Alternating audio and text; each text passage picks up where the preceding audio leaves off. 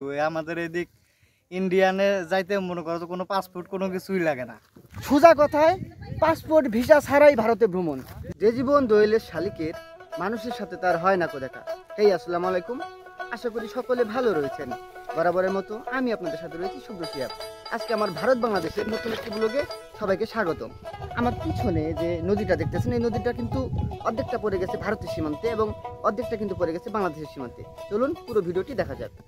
এই যে এখানে কিন্তু একটা ভাই আছে। ভাই কেমন আছেন? আছি আলহামদুলিল্লাহ ভালো। ভাই এই যে আমার সামনে এই যে পিলারটা, এটা কি ভারত বাংলাদেশের মধ্যবর্তী সীমান্ত পিলার? হ্যাঁ অবশ্যই। মানে এই পিলারটার এই পাশটা থেকেই ভারত, হ্যাঁ, আর এই পাশটা বাংলাদেশ। হ্যাঁ।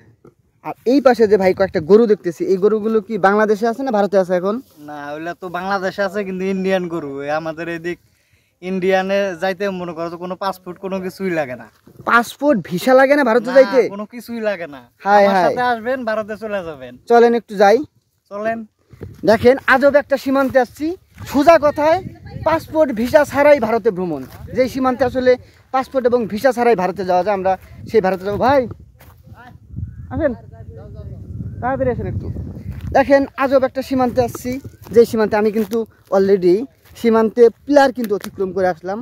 আমি কিন্তু এখন ভারতে, যেই সীমান্তে আসলে অদ্ভুত সীমান্ত, যেখানটাতে কিন্তু আসলে পাসপোর্ট ভিসা লাগে না, পাসপোর্ট ভিসা ছাড়াই ভারত ভ্রমণ।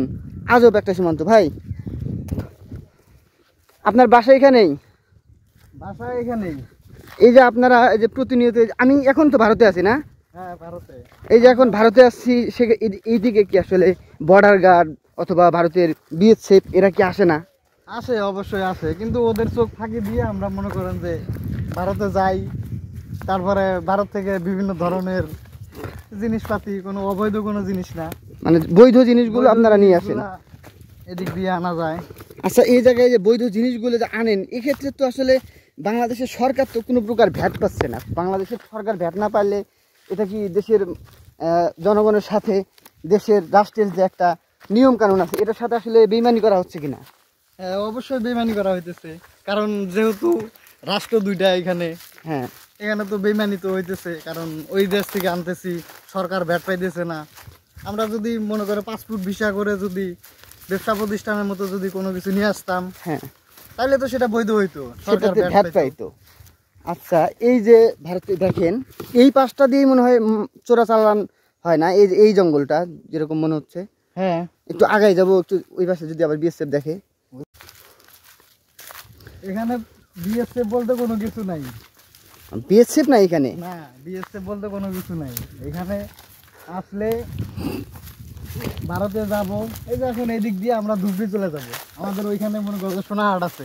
এই পাশে ধুবড়ি? হ্যাঁ, সোনাহাট আমরা বাজারে চলে যাব এখন। ও মাই গড।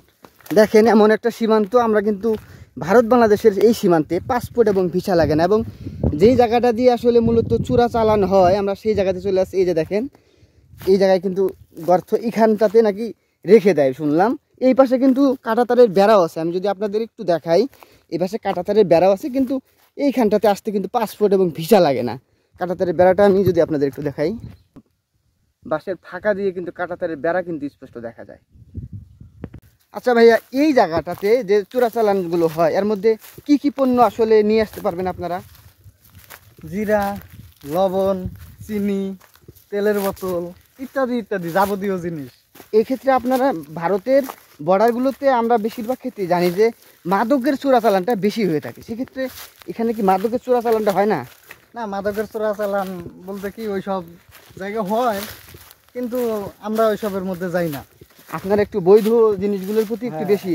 আমরা অবৈধভাবে কোনো কিছু করতে চাই না। আচ্ছা, যদিও এই যে চোরাচালান যেটা করতেছেন এটাও অবৈধ, কিন্তু মানে জিনিস অবৈধ কিনা সেটা আসলে মূল লক্ষ্য আপনাদের, তাই তো? হ্যাঁ, সেটাই। আচ্ছা, এই যে জায়গাটা, এই জায়গাটা নাম কি বাংলাদেশে? এই জায়গাটাকে কি বলে নাম? এটা ইন্ডিয়ান। ইন্ডিয়ান তো, মানে বাংলাদেশের এই এলাকাটার নাম? এটা হচ্ছে বারজানি।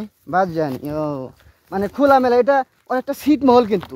আর এই বাসটা অনেকটা ছিটমহল। আর একটু লেট করলে হয়তো বা ওই দিক থেকে মনে করেন যে হাট বাজার লাগতো, এই পাশে ওরা সবাই এইদিকে আসতো। এই জায়গায় বাজার লাগে? হ্যাঁ, মানে ভারতের এবং বাংলাদেশের মানুষ একই সাথে, মানে একই বাজারে আসে, একই সাথে তারা কেনা বেচা করে না? দেখেন আজব একটা। তাইলে আমরা হয়তো বা এই এলাকার মানুষজন ছাড়া অন্য মানুষ কিন্তু এখানে আসতে দেয় না, যার কারণে আসলে আমি আপনাদের হয়তো বা এটা দেখাইতে পারলাম না, কিন্তু আপনাদের এই ভাইয়ের কাছে শুনে একটু অবগত করলাম। এই পাশে ভাই কাঁটাতারের বেড়া আছে না?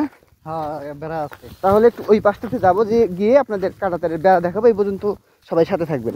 এই যে দেখেন পিলারের এই পাশে যে ধান ক্ষেত, এটা কিন্তু বাংলাদেশের মানুষ চাষাবাদ করছে। আর এই পাশটাই ভারত।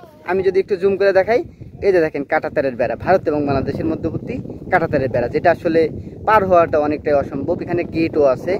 এই পাশটাতে যে সাদা যেটা দেখতেছেন, এটা কিন্তু ভারতের বিএসএফের টহল রুম। এই রুমটাতে ভারতের বিএসএফ বসে থাকে এবং এই পাশে বাংলাদেশের মানুষ চোরাচালান করতেছে কিনা এই ব্যাপারে আসলে নজরদারি করে। যদিও তারাও অনেক সময় আমরা শুনেছি টাকা খেয়ে নজরদারির নামে আসলে চুপ করে বসে থাকে। যাই হোক, এটা হচ্ছে ভারতের বিএসএফের টহল রুম। এবং এই পাশে যদি দেখাই, এ দেখেন এই যে গরু ছাগল এরা যে খাইতেছে এখানে, এগুলো কিন্তু বাংলাদেশের মানুষের গরু ছাগল, এগুলো কিন্তু ভারতের সীমান্তেতেই খায়। এক্ষেত্রেও আসলে ভারতের বিএসএফ অথবা বিজিবি কোনো প্রকার বাধা দেয় না, কারণ ভারতের কাঁটাতারের বেড়ার বাইরে সীমান্ত পিলার পর্যন্ত যে জায়গাটুকু, এই জায়গাটুকু কিন্তু আসলে পতিত পড়ে থাকে, যার কারণে বাংলাদেশের মানুষ এবং ভারতের মানুষ একই সাথে এই খোলা জায়গাতে ছাগল এবং গরু পালন করে থাকে। আজকের মতো এখানেই বিদায় নিচ্ছি। আশা করি নতুন কোনো ভিডিওতে আবারও আপনাদের সাথে দেখা হবে। এই পর্যন্ত সবাই ভালো থাকবেন, সুস্থ থাকবেন এবং হ্যাঁ, অবশ্যই চ্যানেলটি সাবস্ক্রাইব করবেন, কারণ আপনার একটি সাবস্ক্রাইব কিন্তু আমার পরবর্তী ভিডিও বানানোর অনুপ্রেরণা যোগায়। আল্লাহ হাফেজ।